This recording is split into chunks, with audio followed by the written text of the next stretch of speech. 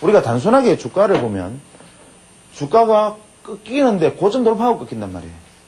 그러니까 우리가 생각할 때는 전고점을 돌파했기 때문에 시장 추세는 강화될 것으로 생각을 했는데 전고점 돌파가 하락의 신호인 경우가 왕왕 있지 않습니까? 그래서 전고점을 돌파했다. 이제부터는 추격 매수다. 전저점을 돌파했다. 추격 이제 매도다. 이렇게 포지션을 구축을 했는데 의외로 반대의 방향으로 시장이 움직이죠.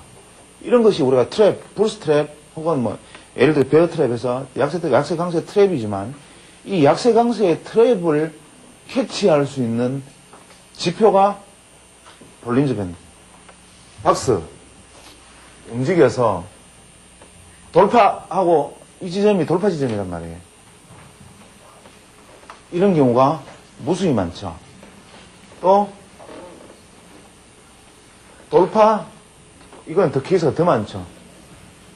이러한 현상들 왜 이런 강세 트랩이 불스 트랩이 생길까? 그러면은 설명을 이렇게 합니다.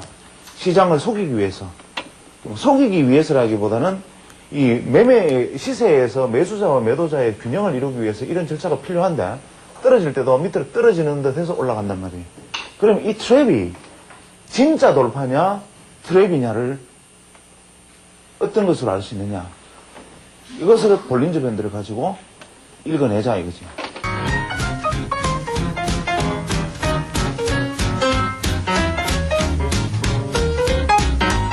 우리가 표준편차라는 것은 우리가 표준편차를 우리 볼린저 밴드에서 2로 잡는데 이 데비에이션이 2라는 것은 뭐냐면 이 밴드 안에 전체 시세의 94.5%가 다 들어간다는 얘기입니다. 한 5% 정도의 시세만이 이 밴드 밖에 나가 있고 그러니까 우리가 거래를 해보면 이 100번의 시세가 형성되는 것 중에 한 4번 내지 5번을 제외하고는 무조건 밴드 안에서 찍힌다 이 말이거든요. 그렇게 만드는 거죠. 그런데 돌파하는 국면에서는 100번 중에 5번 정도, 50번 정도의 거래는 밴드 밖에 찍혀버려요. 중심이동평균선은 주가가 상승해 있기 때문에 계속 내버려둬도 지가 알아서 계속 상승하고 있어요.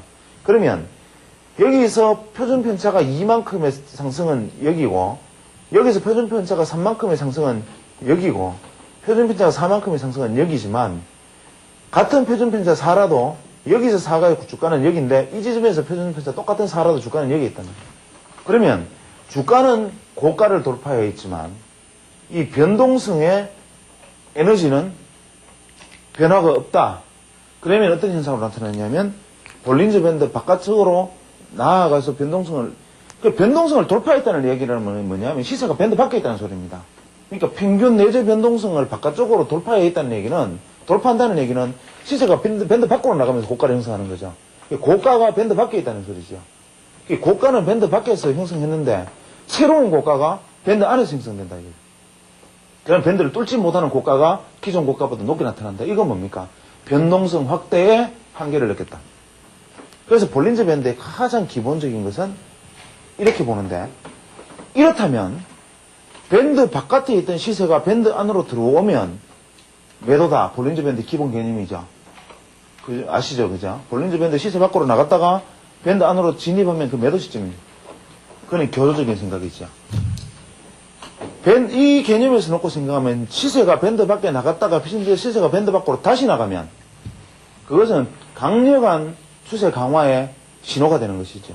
그러니까 우리가 밴드의 변동성을 시세가 만약에 밴드 밖에서 형성되는 것이 2번 이상 반복되는 것을 흑이라고 봅니다. 안았다, 시세를. 그러니까 우리 밴드 바깥쪽에서 팔을 2개를 딱 꺼내서 안으면 밑에 하나 위에 하나 밴드를 뚫고 나가잖아요. 이런 개념들은 만약에 시세를 밴드 바깥쪽에서 형성하는 것이 늘어나면 강력한 추세가 앞으로도 이어질 것이고 만약에 밴드가 안쪽으로 들어와서 고점이 형성되면은 이제는 또 다시 치고 나가기보다는 이제는 최소한 다시 밴드의 하락이다 하는 말은 틀렸겠지만 밴드의 수렴 과정을 이제는 거쳐야만 한다. 최소한 변동성이 계속 축소되는 과정으로 진행할 것이다. 지속적으로 주가가 오를 수 있습니다. 그 상황에서도. 상승 기준으로 보면 계속 주가가 오를 수 있어요. 뭐 이렇게 횡보 하는 듯 하다가 또 고점 갱신하고 또 고점 갱신. 이럴 때는 보면은 우리가 이런 얘기를 합니다. 뭐 스물 지수가 또 연일 고점을 갱신하고 이제 뭐 100포인트를 돌파하고 또 뭐 스물 지수가 뭐 지난 52주 평균보다 뭐 코스피 200이 얼마 이상 올라 있고 이런 얘기를 하면 사람들은 계속 주가가 상승하는 것을 착각을 하고 있죠. 그렇지만 이러한 상승은 실제로 시세는 상승하고 있지만 시장의 에너지는 떨어지고 있는 거예요.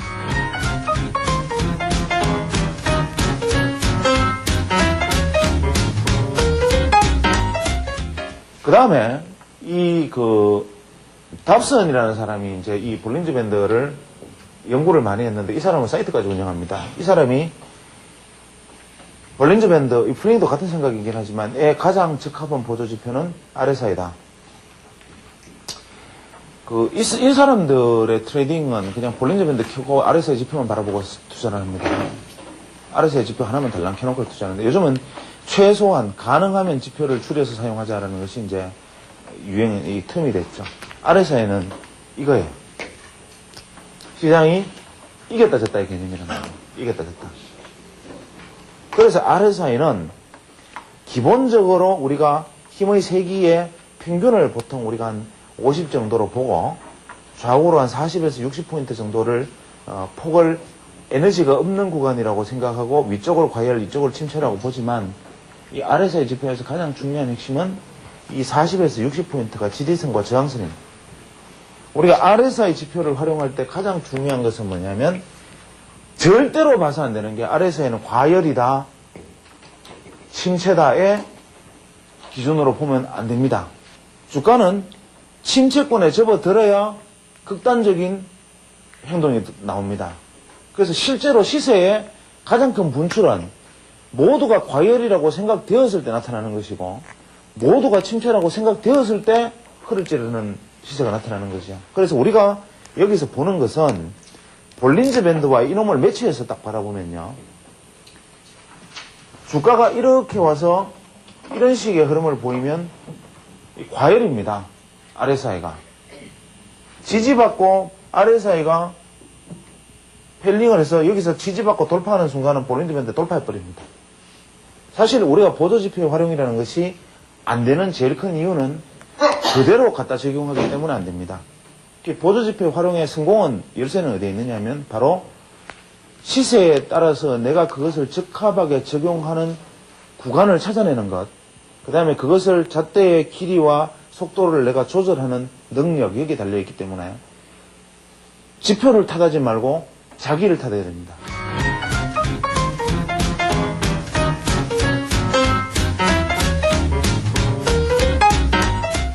세 번째, MACD 활용은 이 볼린저 밴드라는 것이 수렴에 있는 과정에서, 수축에 있는 과정에서 확산 시점이 어딜까? 근데 지금 내가 볼 때 시세의 움직임이 이렇게 지금 왔는데, 이렇게 오다가 윗밴드 맞고 아랫밴드 쪽으로 지금 현재 진행해 있는데, 이것이 혹시 확산의 출발은 아닐까? 확 내려가 버리면 시세 따라가기 어려우니까. 아닐까라는 의문이 들면 무엇을 가지고 확인하느냐 하면 MACD를 확인합니다. 이렇게 해서 뚫고 내려가는 힘이 강할까 안 강할까는 RSI로 확인하는 거죠. MACD는 설정값이 알파와 오메가고 이것의 그냥 모든 것이고 이게 바로 MACD의 신입니다. 그냥 설정값이 제대로 되어 있지 않으면 MACD는 아무런 의미가 없는데 그러면 설정값을 어떻게 하면 됩니까? 라고 묻는 건 우문입니다. 스타캐스틱이 이제 과열 침체의 지표인데 이것은 뭐냐면 스타캐스틱은 앞서 지금 말씀드렸다시피 시세는 지멋대로 움직이는 파동이다라는 데서 출발합니다. 그러니까 이 모든 것들이 우리가 시세는 변동성이라는 것이 안고 있고 수렴과 확산을 하고 그것은 에너지를 가지고 있는데 에너지의 방향성이 멋대로인 것처럼 보이지만 사실은 방향성의 추세를 가지고 있다. 한마디로 다 정리합니다. 이걸로. 그러니까 우리가 소위 말하는 주식에서 시세를 설명하는 이야기입니다. 이게.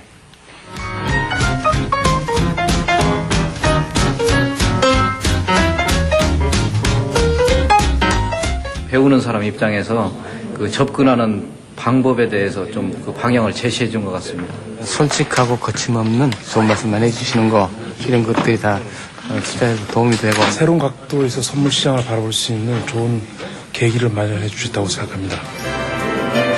지금 이 순간에도 시장은 끊임없이 변하고 있다. 그리고 투자자들은 그 변화 속에서 살아남기 위해 오늘도 고민하고 있다. 투자자들의 홀로서기를 위한 노력과 그것을 위한 시골이사의 아주 특별한 메시지. 시골이사 고고, 다음 주를 기대하세요.